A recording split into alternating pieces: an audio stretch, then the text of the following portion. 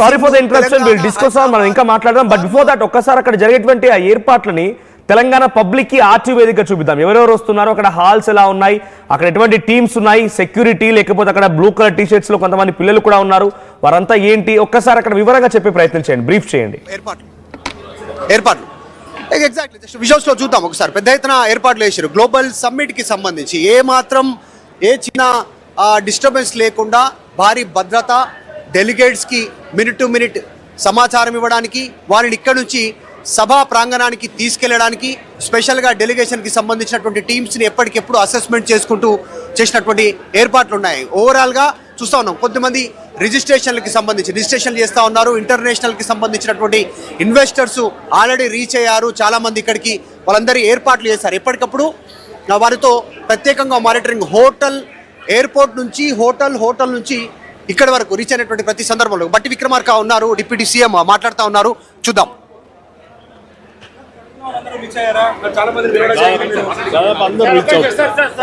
దాదాపు అందరూ రీచ్ అవుతున్నారు సాధ్యమైనంతగా. It's going to be mega event and successful. ఇది గ్లోబల్ సమ్మిట్ అని చెప్పి హరీష్ రావు మీది గ్లోబల్ సమ్మిట్ కాదు, గ్లోబల్ సమ్మిట్ అని చెప్పి కేవలం ప్రచారం కోసం మాత్రమే ఇలాంటి కార్యక్రమాలు చేస్తుండేది ఆయన వీడియో చెప్తారు. కేవలం దాని మీదనే బతికేటటువంటి దాని గురించి మాట్లాడుతూ ఉంటారు.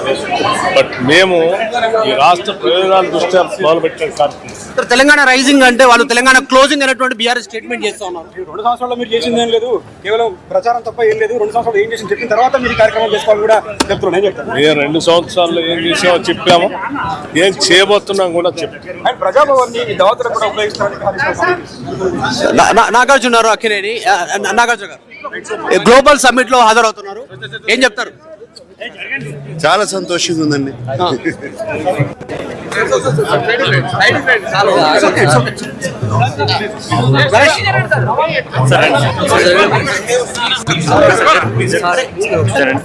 కొంచెం జరగండి సార్, కొంచెం గ్యాప్ ఇవ్వండి సార్, గ్యాప్ ఇవ్వండి, కొంచెం గ్యాప్ ఇవ్వండి సార్, గ్యాప్ ఇవ్వండి.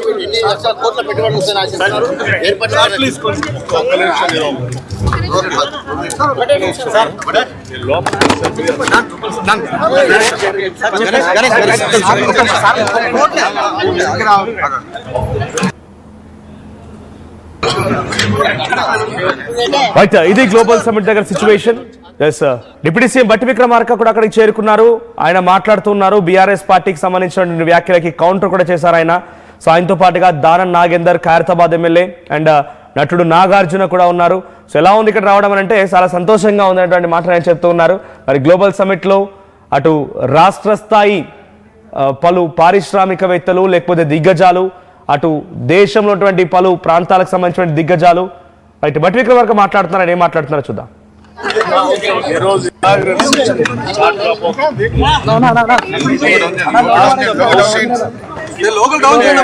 తెలంగాణ రైజింగ్ రిలీజ్ చేసేటువంటి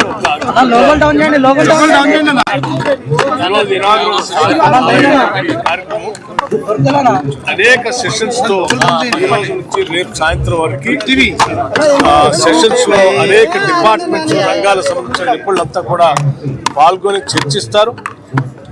తదనంతరం రేపు సాయంత్రం రేవంత్ రెడ్డి గారు ఈ Telangana rising 2047 vision document release కార్యక్రమాన్ని చేస్తారు. ఆ విజన్ డాక్యుమెంట్ రిలీజ్ ఫంక్షన్ తో రేపటి భవిష్యత్, తెలంగాణ భవిష్యత్ మీకు 2047 కల్లా ఈ రాష్ట్రాన్ని ఎట్లా తీసుకొని పోవాలి, ఎలా ఉండబోతుంది, దానికి మేము వేస్తున్నటువంటి పునాదులు ఏంటి, ప్రణాళికలు ఏంటి, దానికి చేసేటువంటి కసరత్తు ఏంటి, దానికి కావాల్సినటువంటి ప్లానింగ్ ఏంటి, అన్నీ కూడా ఈ విజన్ డాక్యుమెంట్ లో మనందరికి కనిపిస్తాయి. Thank you.